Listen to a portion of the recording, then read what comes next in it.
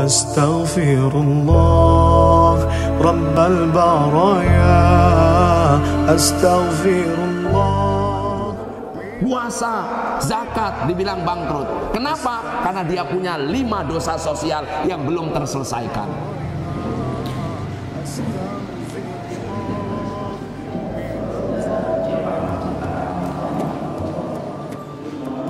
Yang dibawa oleh Rasulullah SAW. Allahumma sholli ala Muhammad wa ala ali Muhammad. Bapak Ibu jamaah Rahman dan Alhamdulillahirabbil alamin. Wassalatu wassalamu ala asyrofil anbiya'i wal mursalin. Jika dibandingkan dengan umat-umat sebelumnya, secara usia umumnya pendek. Kata Rasulullah SAW, umat Islam itu umurnya dari 60 sampai 70-an, sekitar itu umurnya. Tentang syakinah, ya, mawaddah warahmah, berkaca pada kisah kurban Nabi Ibrahim alaihissalam.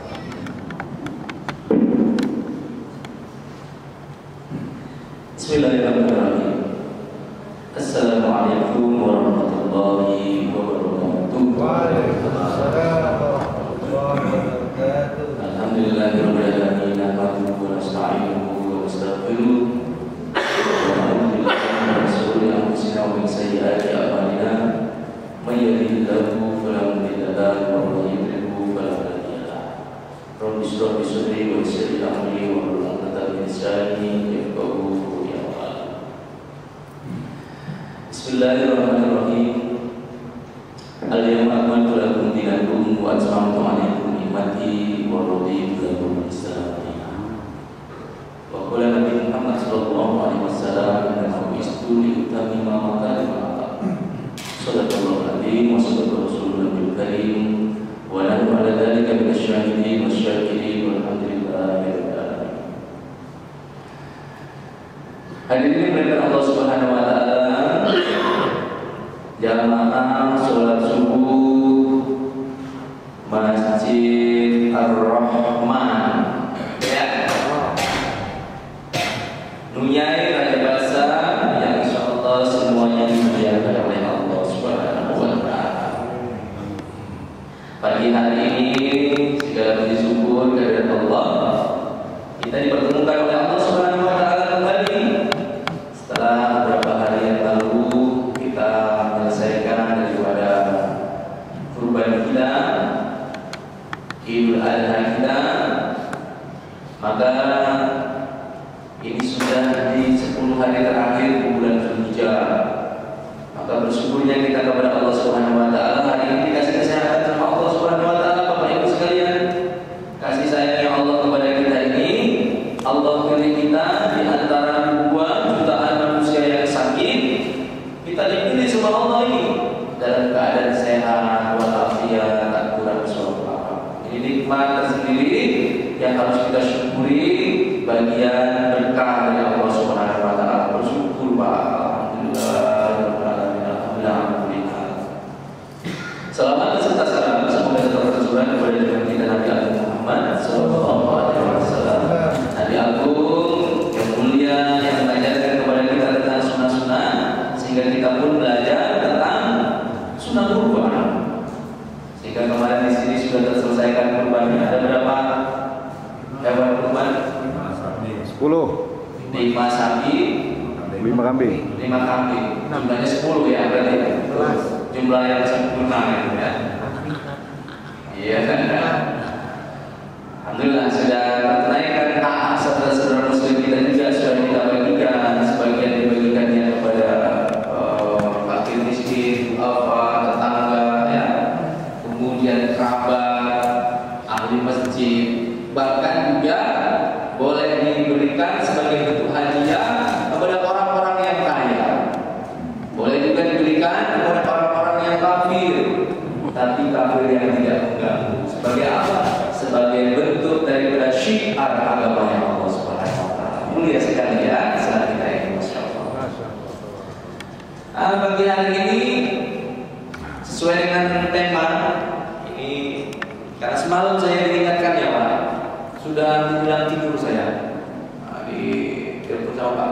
Ketua takbir kalau saya. Alianto mengingatkan kajian pagi ini, Masya Allah ya. Alhamdulillah beliau mengatakan jangan lupa Ustaz pakai PowerPoint, pakai laptop. Alhamdulillah saya bawa pagi hari ini.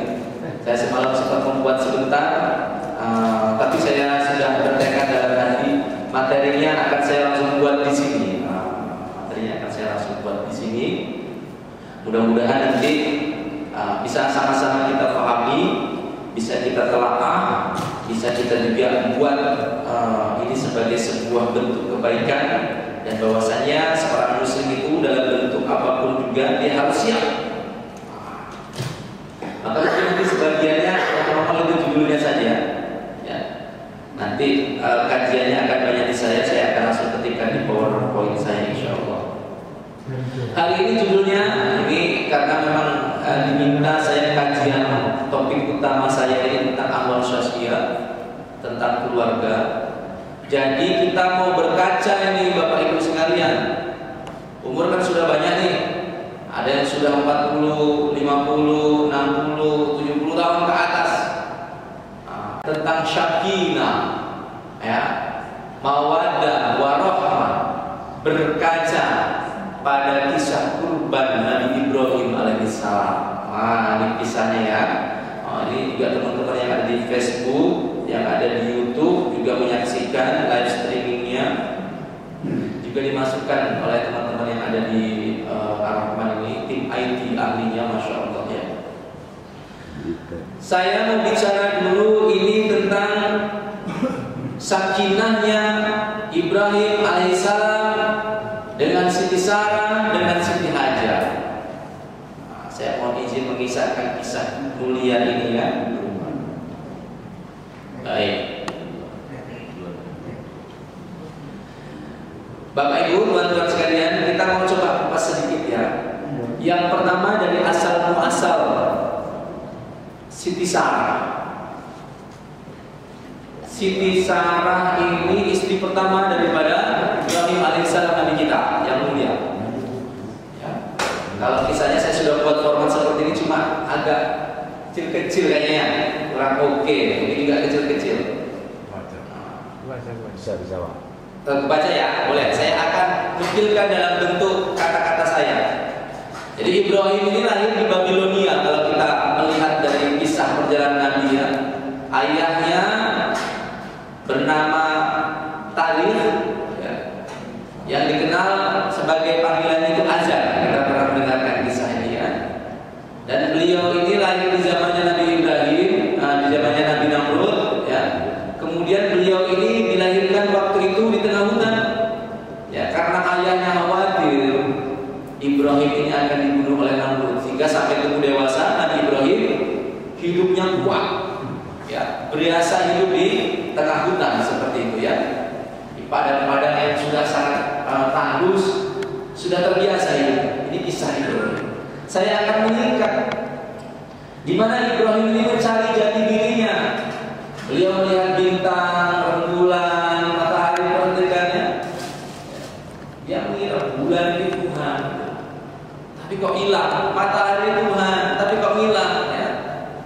Kemudian kok sini berganti terus seperti itu ya. Maka Ibrahim ini bergumam dalam hatinya, Tuhan tidak mungkin hilang ya. Tuhan ini akan selalu ada, karena Allah itu maha ada. Sebelum kata-kata ada itu ada loh. Dan Allah akan tetap ada sampai kata-kata ada itu tidak ada, dan semua yang ada itu tidak ada. Allah tetap ada gitu. Maka bergumam Ibrahim, terus Tuhan bisa apa gitu. Sementara orang tuaku ini buat berhala yang disembah-sembah sama orang waktu itu gitu. Si Tuhan yang mana gitu. Maka Ibrahim ini berbaur dengan masyarakat ya, sampai titik terang agama dia mendapatkan wahyu ya. Maka Ibrahim pada saat itu untuk membutuhkan adanya Allah Subhanahu wa taala, ketika ada bisikan akulah Tuhanmu seperti itu, maka Ibrahim diminta mencincang daripada 4 ekor burung ya. Kenapa? Karena Ibrahim tak percaya apa iya kalau memang Tuhan pasti bisa menghidupkan seperti itu.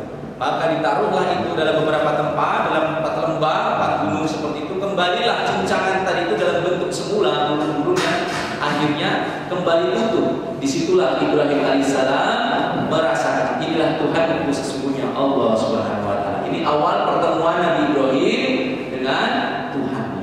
Dapatlah wahyu ini. Sekarang kita mau bahasnya bukan di kisah itunya. Kita mau masuk inti permasalahan karena waktu kita singkat dan sedikit. Akhirnya seperti apakah Ibrahim? Ibrahim ini menikahi seorang wanita yang tercantik salah satunya di dunia. Siti Sarah ini memiliki kecantikan yang begitu luar biasa, ya. Sehingga dalam sebuah kisah sampaikan ia ini mewarisi setengah daripada kecantikan Siti Hawa. Kenapa dikatakan Siti Hawa paling cantik? Ya kan? Karena Siti Hawa diciptakannya di surga. Ibunda kita ini diciptakannya di surga. Segala sesuatu ciptaan surga yang diciptakan di surga ini adalah beautiful, cantik, amazing. Siti Hawa diciptakan situ. Dikisahkan Siti Sarah ini adalah wanita yang begitu cantik.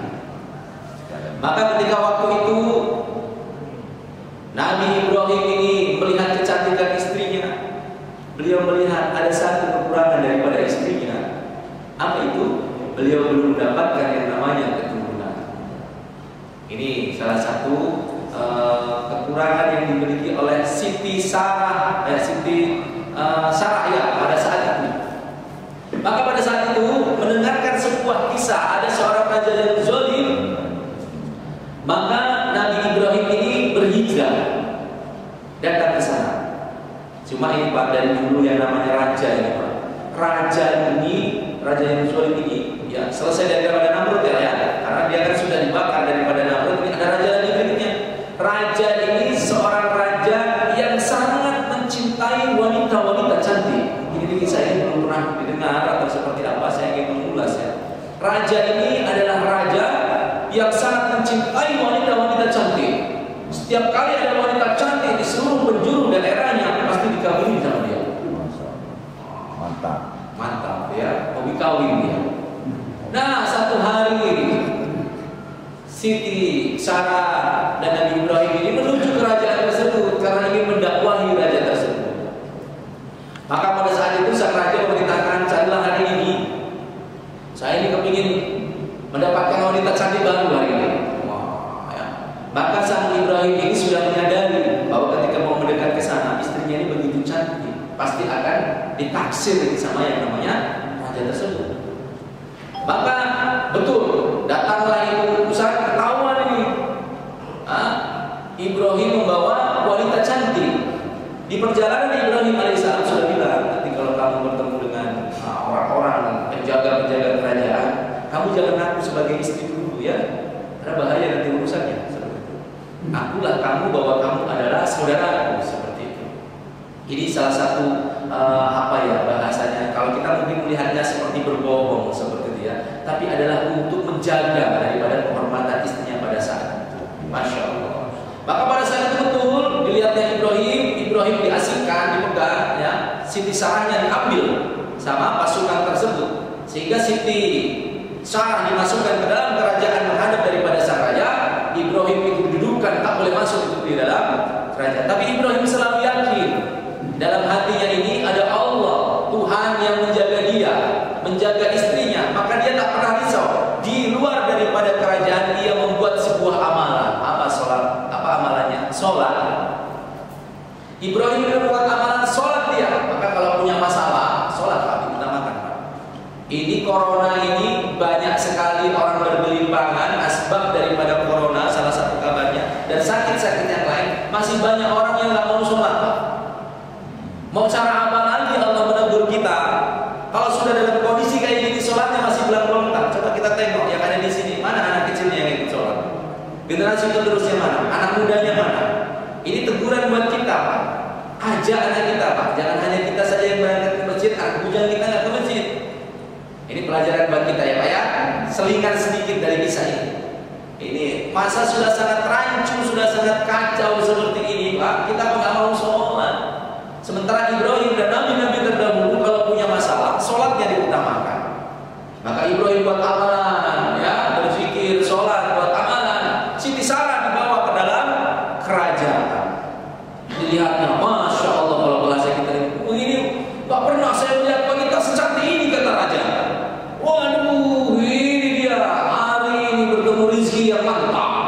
itu mungkin kata raja tersebut ya.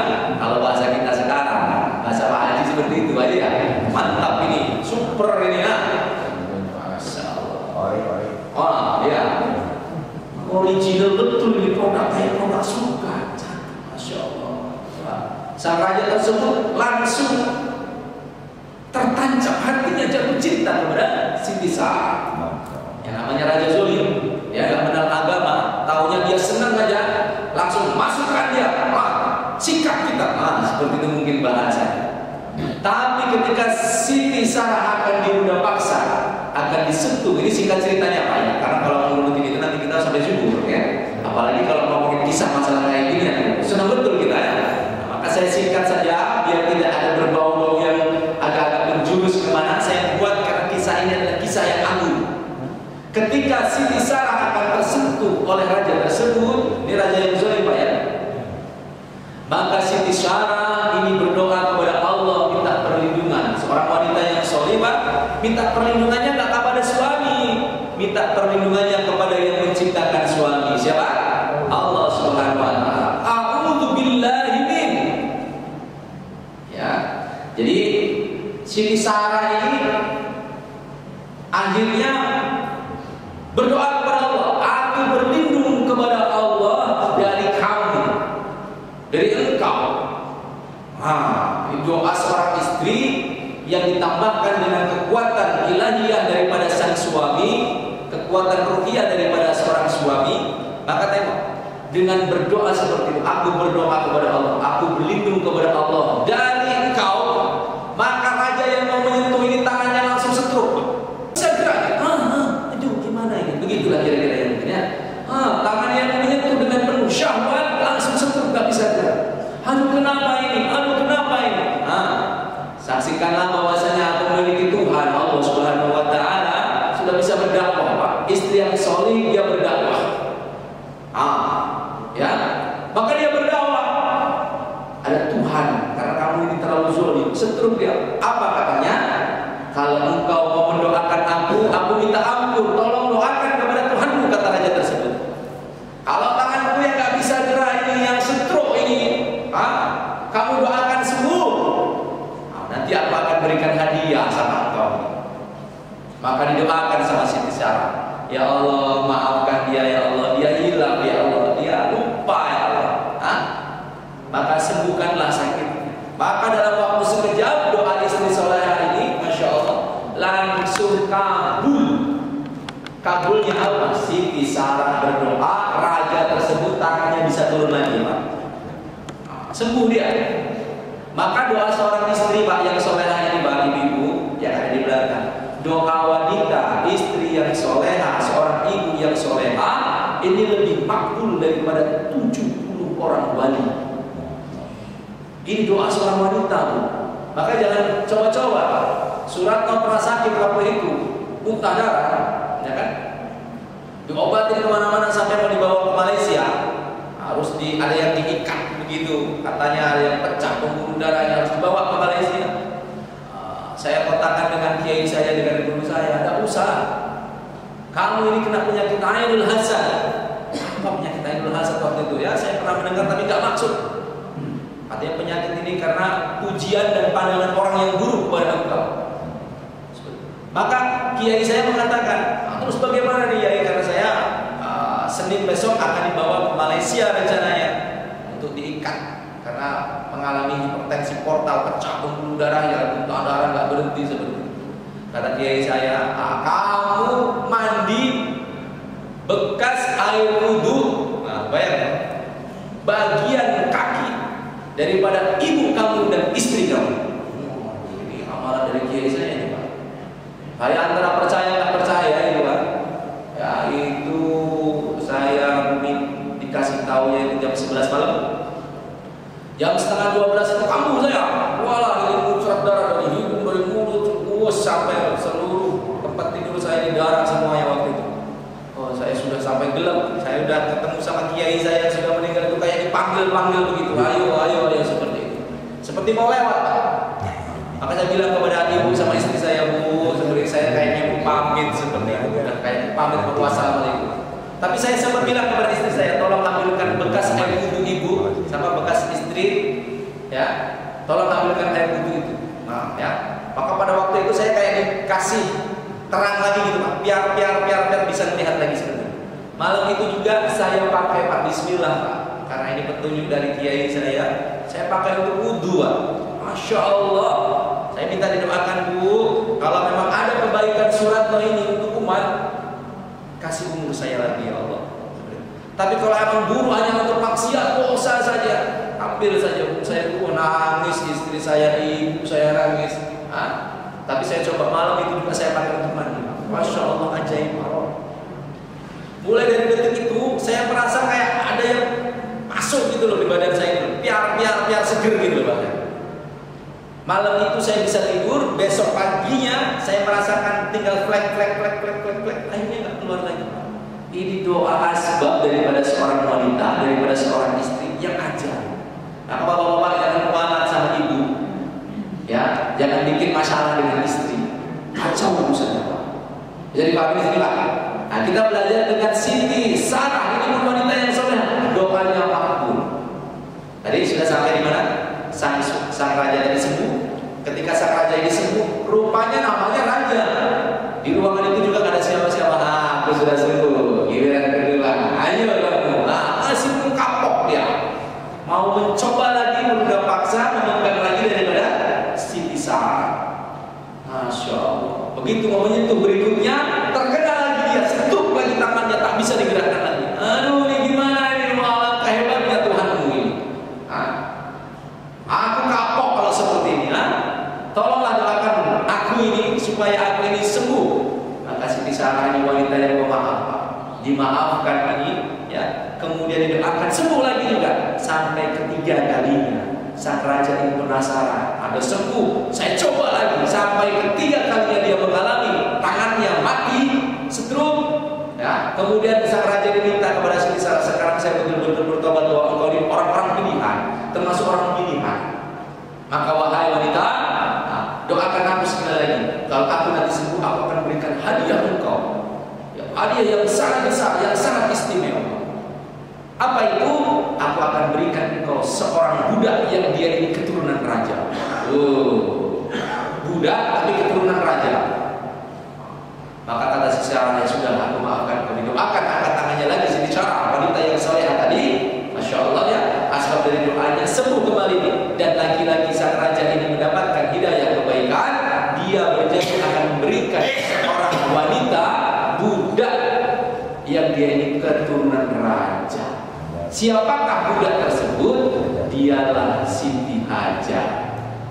Bisa dipahami di sini Pak, kisahnya Pak, bagaimana Siti Sarah ini mendapatkan Siti Hajar pertama kalinya atas petunjuk wahyu dari Allah Subhanahu wa taala. Ya. Maka Siti Sarah dengan senang hati akhirnya mendapatkan ini, ya, bersama suaminya dibawalah budak ini. Siapa Siti Hajar ini? Beliau ini adalah anak seorang raja terdahulu yang kalah perang dengan raja yang zalim ini. Sehingga pada zaman dahulu kalau kalah perang itu seluruh keluarga, anaknya, istrinya jadi tawanan perang dan dijadikan budak. Termasuk Siti Hajar, wanita mulia yang Allah pilihkan ini menjadi seorang budak raja yang zalim di dalamnya. Cuma Siti Hajar ini beda. Rambutnya, mohon maaf, keriting, dia lebih pendek dan kulitnya hitam. Namanya disebut Siti Hajar. Ya. Maka dibawalah ini, bersyukur Ibrahim, alhamdulillahirobbilalamin, suami istriku selamat. Dibawalah ini pulang. Ketika dibawa pulang ini, masya Allah, atas petunjuk dan keikhlasan daripada Siti Sarah, ya, Siti Sarah berpikir sampai dengan detik ini kita belum punya yang namanya keturunan, wahai suamiku. Coba tengok Pak, ini jarang-jarang wanita seperti ini. Aku usulkan kepada engkau wahai suamiku, nikahilah Siti Hajar. Ada wanita kayak gitu sekarang? Ada sih Pak, cuma 1001 susah dari wanita yang seperti ini. Ikhlas ridho gitu. Nikahilah Siti Hajar. Nah, suami yang baik seperti Ibrahim Pak. mungkin. Apa kata Ibrahim? Janganlah. Sudahlah, jangan seperti itu. Kita berjuang saja, nanti juga punya keturunan seperti itu. Tapi Ibrahim dipujuk, dirayu terus. Sampai akhirnya Ibrahim ini menerima. Begitu Pak.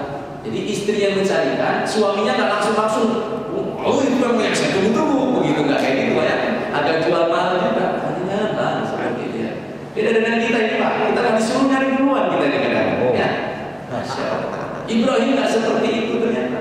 Ibrahim ini laki-laki yang penuh dengan iman takwa kepada Allah. Maka setelah mendapatkan wahyu dari Allah Subhanahu Wa Taala, ya sudah, terimalah itu Siti Hajar sebagai istri kedua. Hidup rukun mereka. Awal kecemburuan dimulai dari mana? Awal kecemburuan ini dimulai ketika Siti Hajar hamil. Satu.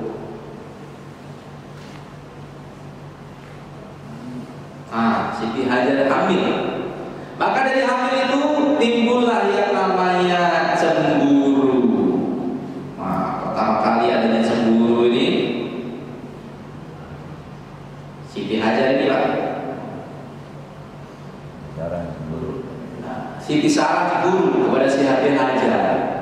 Waduh, ternyata seorang suami Pak memiliki keturunan, apalagi Nabi Ibrahim ini salah satunya hartanya banyak. Ibrahim ini kaya gitu.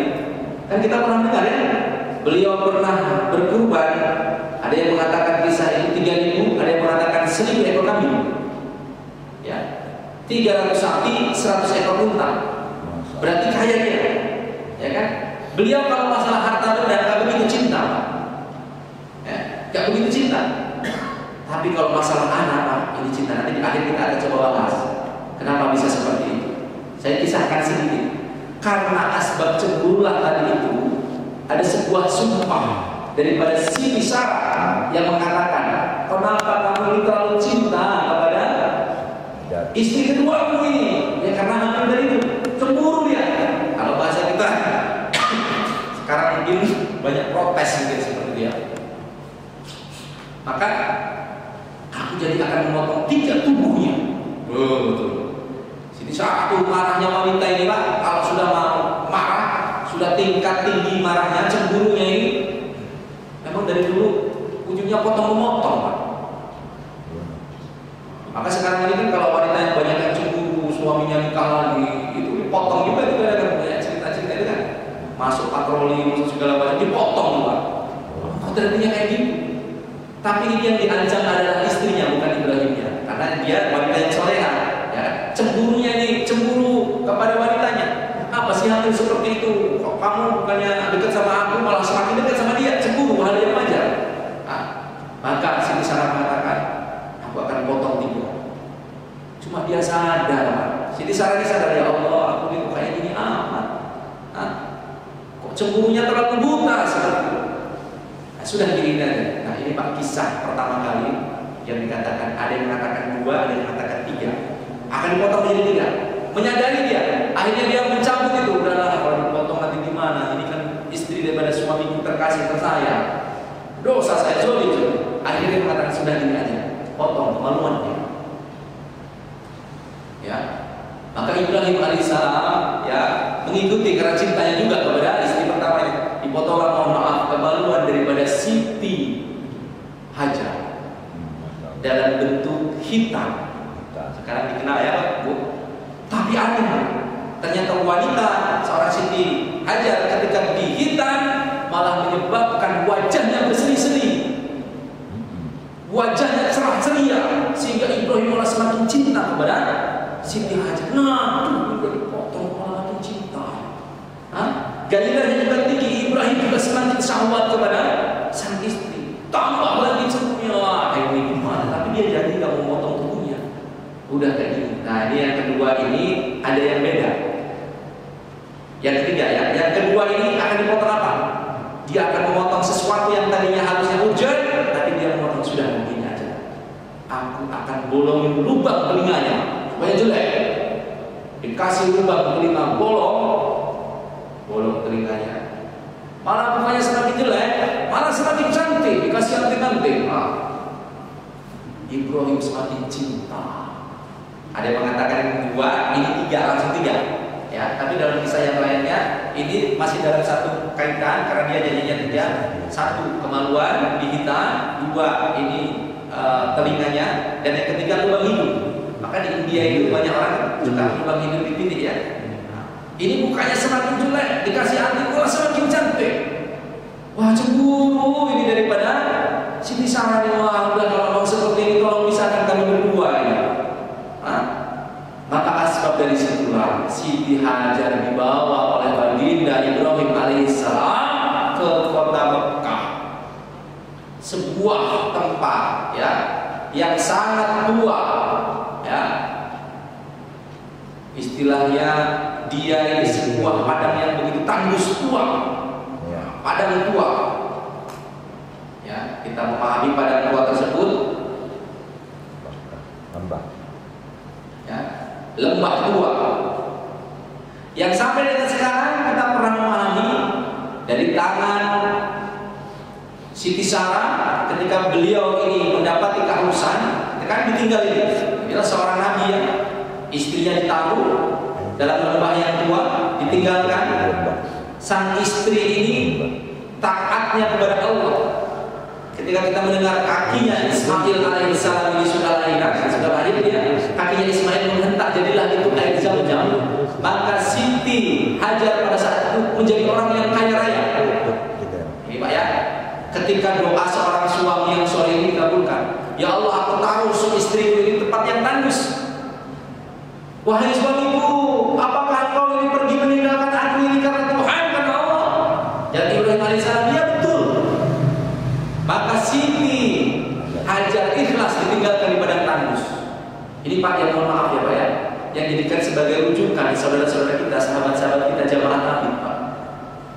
Ya. Jamaah tabligh kita mengenal saudara-saudara kita ini, ya. Ini meninggalkan anak istrinya untuk berjihad di jalan Allah. Ini kisahnya kita ambil juga dari Ibrahim alaihissalam. Jadi kalau untuk perjuangan agama jangan takut Pak, Allah yang menanggung itu rezeki.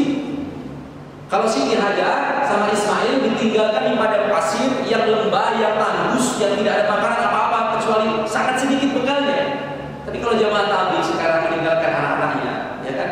Ini mereka sudah meninggalkan, masih ditinggalkan itu bagian daripada rezekinya. Sudah dipikirkan itu, bukan ditinggalkan begitu saja. Jadi kalau ada mengatakan jamaah tabligh itu zalim, salah lah kita mengatakan demikian. Karena memang ada anjurannya kita juga untuk sesekali meninggalkan anak istri kita.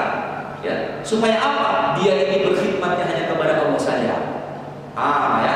Maka coba tengok saudara-saudara kita jamaah tabligh. Mereka awalnya dari orang-orang yang biasa saja, meninggalkan anak istrinya ada yang 40 hari, ada yang 4 bulan, ya. Bahkan ada yang lebih. Gurut fisabilillah. Mereka kan ditinggalkannya di rumah masih ada kulkas Pak. Ya kan? Masih lebih enak seperti itu. Tapi walaupun orang tuanya tadinya biasa saja, karena asbab perjuangan itu seperti Ismail anaknya Pak. Banyak anak-anak saudara-saudara kita jamaah tabligh ini yang orang tuanya dulunya benar sudah tobat, ya kan? Anaknya dididik sekarang menjadi anak-anak yang hafiz dan hafizah. Jadi kelebihan Pak. Jadi sesekali istri boleh kita tinggalkan untuk bahan dakwah kita, perjuangan dakwah. Ketika Ibrahim meninggalkan anaknya bukan sebentar Pak, 13 tahun. Bayangkan, nggak dikasih bekal apa-apa itu, cuma bekal yang sangat sedikit. Tapi siapa yang berkhidmat kepada Allah, Allah akan jamin rezeki tersebut. Maka ketika utusannya Ibrahim ini kan bareng sama salah satu utusannya, ya, menengok, coba kau tengok dulu anakku di sana seperti apa. Masya Allah, Allah kasih harta kekayaan kepada Siti Hajar karena ketika air itu keluar dari kakinya daripada Ismail alaihissalam, Zam-Zam berkumpul, air berkumpul banyak. Akhirnya air Zam-Zam ini bisa menghidupi masyarakat sekitar dan gak pernah kering sampai dengan sekarang Pak. Akhirnya Siti Hajar diangkat sebagai pemilik tempat tersebut. Uangnya jadinya banyak kalau bahasa kita. Kenapa? Karena banyak orang butuh dengan air tersebut. Ini kisah keberkahan. Yang berikutnya, apa kaitannya dengan Ibrahim alaihissalam dengan Siti Sarah tersebut, dengan Siti Hajar tersebut? Sampai jam 6 saja Pak ya. Sampai jam 6 ya. Habis ini kita fokus ke tanya jawab. Jam 1. Jam berapa sekarang? Jam 1 Pak. Hah? Oh, masih jam 1 siang. Nanti kita 5 jam lagi kita ya. Kalau bisa nggak cocok jam-jam gimana aja kita ya? Corona. Kalau pas aja cocok ya. Kalau habis aja nggak cocok lagi. Ya, 5 menit lagi saya ingin ambil sebuah kesimpulan, Pak. Yuk kita coba ambil kesimpulan dari sini. Kita coba tengok, Pak. Hikmah apa kita belajar dari sakinah ini? 1. Keikhlasan berbagi. Siti Sarah adalah wanita yang solehah, taat kepada suaminya, nggak lawan dia sama suami. Tapi seorang wanita memiliki cemburu, boleh? Ya kan? Cemburunya Siti Sarah karena terlalu cinta kepada Hajar, maka dia meminta agar dipisahkan tempatnya. Maka kalau ada yang punya istri 2, kalau bisa jangan dicampur dalam satu tempat, dipisah. Oh itu memang sudah jadi rahasia kami, tak udah ada dapur ini ya. Kan pisah nih, misalkan seperti itu ya. Bagusnya dipisah. Kenapa? Karena walaupun dia dikumpulkan setiap hari, rukun dia bisa rukun, tapi yang namanya piring, sendok, gelas, berkumpul setiap hari pasti ada bunyinya. Minimal pada saat dicuci, betul kan? Seakur apapun wanita itu dikumpulkan setiap hari pasti ada konfliknya. Saya puji. Ya. Kenapa? Karena sekurus-kurus ikan pasti ada dagingnya. Segemuk-gemuk ikan pasti ada tulangnya. Sebagus-bagus orang kumpul setiap hari pasti kelihatan buruhnya.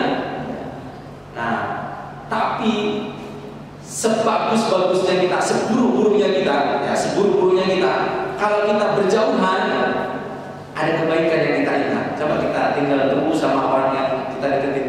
Ketahuan kita, jeleknya kita, kotornya kita itu ketahuan seperti itu. Kita itu tinggal dengan keluarga, dengan saudara, dengan mertua, sebagus apapun itu ada nggak bagusnya. Segemuk-gemuk ikan pasti ada tulangnya. Pasti ketahuan juga jelek-jelek kita. Oh, ada nggak bagusnya. Yang pertama kita ambil hikmah dari sini. Hikmah. 1. Ikhlas berbagi. Jadi kalau ibu sekarang ini masih sendirian, tidak dipoligami dari suaminya, bersyukur kepada Allah. Seandainya ini kita berbicara sesuatu yang tidak mengenakan buat ibu, 1 hari ternyata ibu-ibu kok suaminya menikah lagi. Ini qadarullah Allah. Karena laki-laki mau menikah kayak manapun, kalau nggak ada rezekinya menikah, dia nggak akan menikah. Paling rezekinya berzina saja. Jadi wanita simpenan begitu saja, nyimpan begitu saja. Tapi kalau emang ada qadarullahnya Allah sampai dia menikah, saran saya ikhlas itu berbagi. 1. Di belakang takbir gitu. Ikhlas kok. Atau ikhlas itu berbagi. Hikmahnya udah bener terus itu kayak nambah di sini saya nggak tahu jawab. Ya, saya singkat ikhlas berbagi. Bu, saya katakan ini juga lain wanita yang lebih hati. Kenapa harus ikhlas? Saya katakan karena tidak ikhlas pun suami sudah menikah. Iya. Makan betul ya. Gak ikhlas pun sang suami sudah menikah. Jadi lebih baik ikhlas. Supaya apa? Supaya jadi lahan pahala. Oh, betul. Yang jerit di luar itu Terakhir lalu ikhlas. Oh, Ustaz ini sudah ngadu baru ikhlas. Memang harus ikhlas karena kalau nggak ikhlas sudah menikah. Kenapa? Karena wanita ini dipandang akhlaknya ketika di situ. Kalau wanita ini suaminya mohon maaf nih, saya tidak, karena sampai sekarang pun saya belum begitu ya. Belum juga saya. Sama aja nasib kita Pak, belum lagi kita di mana. Ya, tapi kita kan nggak ada yang tahu qadarullah seperti apa. Wanita dilihat di situ. Kalau wanita ditinggal menikah oleh suaminya, ini kebanyakan wanita Pak, mencah-mencah dia, marah-marah dia, malah digerebek ini wanitanya, suaminya dipukulin, dilaporin, dihina, dicaci maki, malah dicerai istri tersebut yang pertama. Ya nggak Bu? Maka hati-hati Bu, ibu tinggal memperbaiki ikhlas itu. Ya sudah, mau ngomong apa lagi? Takdir Allahnya sudah seperti itu. Saya mau nggak mau harus ikhlas. Biar itu ibu tinggal perbaiki akhlak. Apa kekurangan saya? Jangan-jangan pelayanan saya kurang bagus, servis saya kurang bagus, masakan saya kurang enak, saya masih kurang berdandan, di rumah pakai daster terus, tiap hari ketahuan itu yang namanya bawang segala macam, kurang lipstika, nggak pernah pedicure, mungkin nggak itu. Mana mau seperti itu, nggak pernah dikasih. Minimal kita nggak bagus melayani kepada suami, sehingga suami melirik wanita yang lain, maka kita introspeksi diri, saya harus lebih baik setelah ini. Ya Bu ya, percaya Bu, ketika dia menikah dengan wanita yang kedua juga ada konflik dengan wanita yang kedua ini. Ada masalah ketika sang istri ini ikhlas, ridho, sang suami akan melihat alangkah baiknya istri saya yang pertama, alangkah ridhonya dia, dipertahankan dia dan tidak jadi diganti, tetap dipertahankan. Jadi yang pertama kuncinya, kalau sudah kali seperti itu kita ambilnya ikhlas berbagi ridho. Yang kedua ini berbaik sangka. Saat diuji. Jadi kita kalau diuji, terkadang kita ini mencak-mencak karuan. Kalau kita diujinya dengan kebaikan, iya. Kalau diuji dengan keburukan, seakan-akan kita mengatakan kepada Tuhan kita, Allah ini, Allah kok jahat banget sama saya. Ibadah saya sudah kayak ini, mau melakukan sudah, tapi kok masih diuji terus. Nah, ini yang terkadang kita ini salah. Kita ini diuji dua. Kesulitan yang kita rasakan ini ujian, Pak. Dan harta benda, kekayaan, kemudahan yang saat ini kita rasakan itu juga ujian, Pak. Karena hidup kita di bumi ini memang diuji sama Allah. Nah, terkadang kita ini menganggapnya ujian itu pada saat susah saja. Nah, saya sarankan ketika kita susah diuji sama Allah Subhanahu wa taala, berbaik sangkalah. Karena di balik semua tabir ada itibar. Ada ilmu yang bisa kita ambil petik. Contoh misalkan Siti Hajar, Siti Sarah dibawa itu ke raja yang zalim.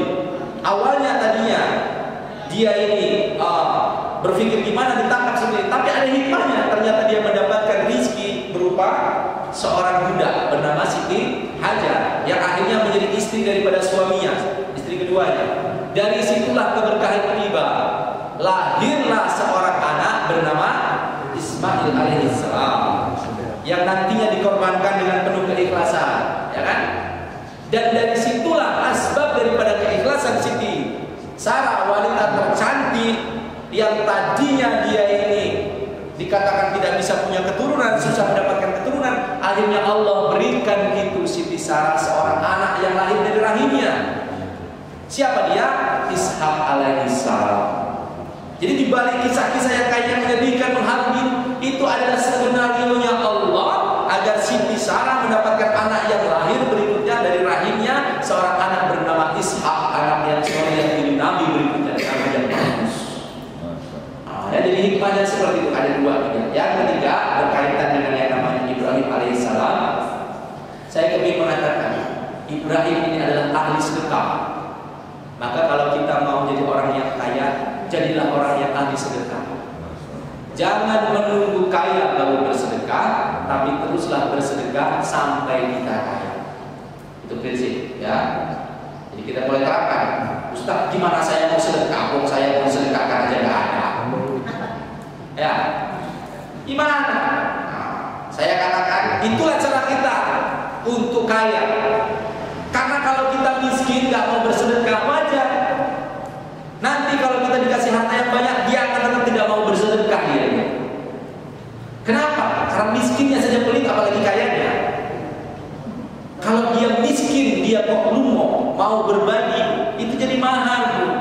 Maka orang yang bersedekah dia tidak akan pernah miskin. Dia akan ditambahkan nikmatnya sama Allah. Jadi yang sekarang masih merasa rezekinya kok sempit, tebus dengan Allah ini, dengan cara bersedekah. Sekali lagi, jangan bersedekah, terus bersedekah sampai kita kaya.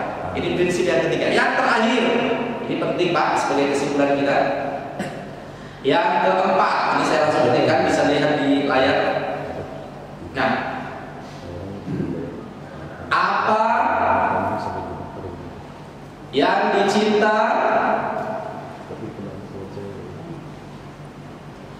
akan jadi ujian baginya. Oke. Bisa dilihat ya? Walaupun kecil-kecil saya langsung klikkan di sini ya. Pak, Ibrahim itu dengan harta tidak begitu cinta. Punya sapi, kambing, unta dikasihkan sama Allah. Maka coba tengok dari situ Pak, Ibrahim dikatakan tidak pernah kekurangan harta Pak. Dia sedekahkan untuk Allah, dia kurbankan untuk Allah. Tapi harta itu datang, Ibrahim jadi kaya raya lagi. Istrinya jadi orang yang kaya raya, dapatkan air dari hasil jam-jam kubur itu terpenuhi jadi orang yang kaya raya lagi Pak.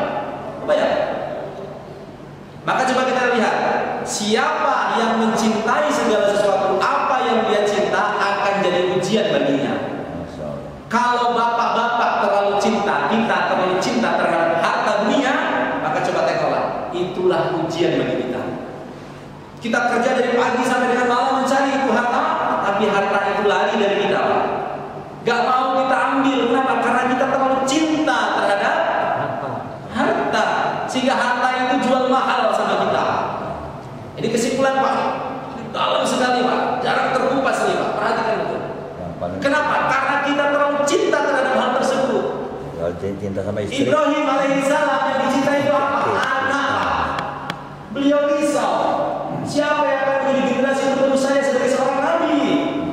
Risaunya anak, maka Ibrahim diuji susah mendapatkan anak. Kita terlalu cinta terhadap dunia, terhadap harta benda, pangkat, kedudukan, maka kita pun diuji susah kita mendapatkan harta benda kedudukan tersebut. Kesimpulannya apa? Ibrahim menafikan itu semuanya. Harta, sudah. Jangankan kalau harta, kata Ibrahim alaihissalam, kalau nanti saya dikasih anak, tak kurbani itu jadinya Ibrahim itu. Maka begitu dapat anak, dia pun tidak perlu cintai terus. Akhirnya menafikan itu semua ini. Harta anak ini adalah titipan Allah. Maka harta itu mendekati Ibrahim dengan cara yang hina, minta diambil-ambil. Maka siapapun diri kita yang saat ini miskin, saat ini kita belum punya apa-apa, saat ini kita merasakan susah. Kenapa? Karena kita terlalu mencintai harta benda tersebut, Bapak Ibu. Bagaimana cara mendapatkan harta tersebut? Belajar dengan Ibrahim alaihissalam. Nafikan, keluarkan kebesaran makhluk dari hati kita, masukkan kebesaran Allah ke dalam hati kita. Nafikan, keluarkan kebesaran mal, harta benda, masukkan kebesaran amal. Coba pegang prinsip ini Pak. Jangan terlalu cinta terhadap harta benda, mobil, tanah, rumah, apa. Sudah, ini Allah sudah. Dinafikan gitu loh Pak. Jangan masuk dalam hati. Hati ini miliknya Allah saja. Digenggam saja Pak. Lepaskan kita mudah. Kalau kita cara itu sudah lepaskan itu dengan cara yang hina.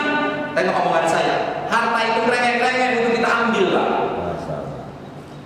Ini Pak yang terkadang kita belum sampai di situ, sama saya juga masih belajar di situ Pak. Saya coba menafikan itu, masya Allah Pak. Ternyata betul. Sama dengan kita belajar dengan matahari, belajar dengan bayangan kita, masya Allah. Coba kita jam 7 ini kita habis sholat duha, habis sholat isra, kemudian setengah jam lagi sholat duha, kita tengok matahari terbit dari sebelah timur, kita lihat bayangan kita ada di sebelah barat, betul? Kita kejar bayangan tersebut, lari nggak ya? Lari dia. Mau dikejar kayak manapun itu lari dia. Tapi ketika kita cuekin, bodoh amat. Sekitar jam 9 itu kita sudah mulai cuek, gak lihat lagi bayangan kita. Bodoh, nafikan itu. Saya kejar juga nggak bakalan bisa. Nafikan saja. Nanti jam 12 siang. Ya enggak? Bayangan itu kerengek-kerengek untuk balik sama kita. Betul nggak? Betul? Mendekati kita dengan cara. Dan kalau kita nggak mau saya tetap aja dia mendekat. Inilah rezeki. Nah, maka mari itu kita sama-sama berjuang Pak. Siapa yang menginginkan segala sesuatu, nafikan. Saya ingin mobil, ya Allah. Nafikan. Mobil ini apa sih? Sudah, nafikan. Maka nanti akan ada rezeki insya Allah mobil yang minta rengek-rengek sama kita. Gitu ya. Sama dengan bapak-bapak juga nih. Saya menambah nih Ustaz. Ikuti. Nafikan itu, jangan terlalu cinta. Tapi kalau ibu masuk pikir, bapak pikirannya masih wanita saja. Ini nggak bakalan mendekat. Ini juga rahasianya. Jadi boleh dilakukan ini sebagai sebuah amal. Nafikan apa yang kita sedang cintai itu ujian buat kita. Kenapa bapak sekarang diuji dengan anak-anaknya? Karena bapak takut cinta terhadap anak-anaknya. Pikiran kita anak kita bagaimana nanti SD-nya, SMP-nya, SMA-nya, kuliahnya, habis kuliah nanti kerja, sudah kerja nanti punya anak. Aduh anak ini bagaimana? Kalau punya cucu bagaimana? Pikirannya itu terus. Akhirnya kita nggak bahagia gara-gara itu. Tapi kalau kita sudah, anak sudah ada yang menanggung. Yang lahir sudah dengan rezekinya. Saya kasih pendidikan sudah, yang terbaik sudah, serah Allah Subhanahu Wa Taala. Kita lapang nanti anak-anak itu jadi anak-anak yang besar. Bisa Bisa dipahami di sini ya? Oke, saya akan buka forum tanya jawab biar kita tambah manfaatnya. Silakan. Kaitan dengan apa yang saya sampaikan tadi, mungkin ada yang mau ditanyakan. Ujian, silakan. Ada? Langsung praktek aja Ustaz. Jadi Bu, Pak, ini kesimpulan terakhir Bu ya. Karena Islam sudah tiba ya, Masya Allah ya. Ini bertanya pada minta yang japrian ya Pak, yang langsung gitu ya. Oke, nanti kita jawab yang langsung Pak ya. Saya buat sebuah kesimpulan ini Pak. Kita belajarlah dari kisah Ibrahim alaihissalam. Ya, bahwasanya ketika keikhlasan itu Allah selalu mengedepankan Pak. Hidup kita lapang, tentram. Yang menyebabkan diri kita saat ini mulai, menyebabkan diri kita nggak bahagia karena kita terlalu besar anak-anak kita. Kenapa besar rasa daripada dia? Karena nafsu kita itu lebih besar daripada penghasilan kita. Maka saya ingin mengajak kepada kita semuanya, kita tekan hawa nafsu kita. Kita injak hawa nafsu kita. Umur sudah semakin tua gitu. Corona sudah kemana-mana ini. Jadi kita mau doakan juga saudara-saudara kita ini kabarnya banyak yang sedang sakit, ya kan? Menutup closing kita pagi hari ini, kita mau doakan. Ya, injak nafsu kita, Pak. Injak keinginan kita yang terlalu tinggi, Pak. Biar hidup kita ini tenang bahagia. Dunia ini tempat ujian, Pak. Nanti kalau mau kita senang di surganya Allah, abadan, unlimited, forever, selama-lamanya bahagia kita di sana. Tidak ada kata lelah, tidak ada kata susah kita di surga. Kalau diuji kita masih diuji, ya. Makanya saat kita diuji, ikhlas dan berbaik sangka kepada Allah Subhanahu Wa Taala. Apapun masalah kita saat ini, sakit, susah rezeki, masalah keluarga, masalah anak, finansial, ikhlas Allah. Dinafikan, sudahlah, saya punya utang memang besar banyak, tapi saya yakin sudahlah. Punya sudah saya serahin sama Allah. Fokus ibadah. Wasta'inu bis-sabri was-shalah. Sabar dan sholat sebagai penolong. Nanti dia akan datang kepada kita itu solusi penyelesaian. Yakinlah seperti Ibrahim ketika ditinggalkan istrinya masuk ke dalam kerajaan, dia ikhlas ridho. Berjuang, berdoa. Kenapa nggak bisa masuk? Allah diutamakan. Siapa memperbaiki sholatnya, maka Allah akan memperbaiki hidupnya. Siapa menjaga sholatnya, maka Allah akan menjaga kehidupan hidupnya.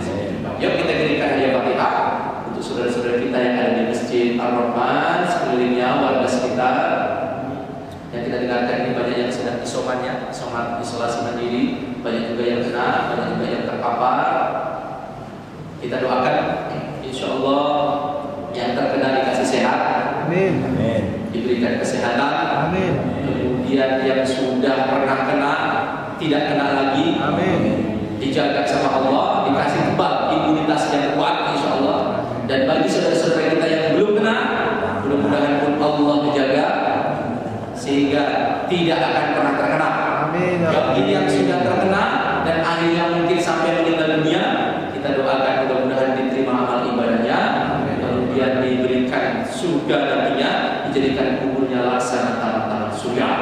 Bagi yang sekarang kita masih hidup, masih sehat, dan yang sedang sakit, agar mendapatkan pertolongan Allah, kita bacakan Al-Fatihah untuk diri kita dan keluarga kita, saudara kita, tetangga kita, jamaah Ar-Rahman, dan sekelilingnya mempunyai raja bahasa. Bismillahirrahmanirrahim. Wa nunazzilu minal Qur'ani ma huwa shifaa wa rahmatul lil mu'minin. Wa nunazzilu minal Qur'ani ma huwa shifaa wa rahmatul lil mu'minin. Wa nunazzilu minal Qur'ani ma huwa shifaa wa rahmatul lil mu'minin. Fi jam'atil Ar-Rahman, mempunyai raja bahasa. Fisiha wa salama wa taufiq wal hidayah wal inayah wal barakah. Istajib lana wa du'ana ya Allah. Al-Fatihah. A'udzubillahi minasyaitonir rajim. Bismillahirrahmanirrahim. Alhamdulillahirabbil alamin. Ar-Rahmanir Rahim. Maliki yaumiddin. Iyyaka na'budu wa iyyaka nasta'in. Ihdinas siratal mustaqim. Siratal ladzina an'amta 'alaihim ghairil maghdubi 'alaihim waladdallin.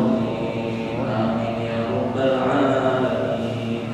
Demikian yang saya bisa sampaikan. Semoga Allah jaga kita, Allah melindungi kita, Allah banyakkan rezeki kita. Kita belum bisa umroh, belum bisa haji. Insya Allah nanti dengan waktu dan kesempatan Allah mudahkan kita bersedekah banyak-banyak, kurban banyak-banyak.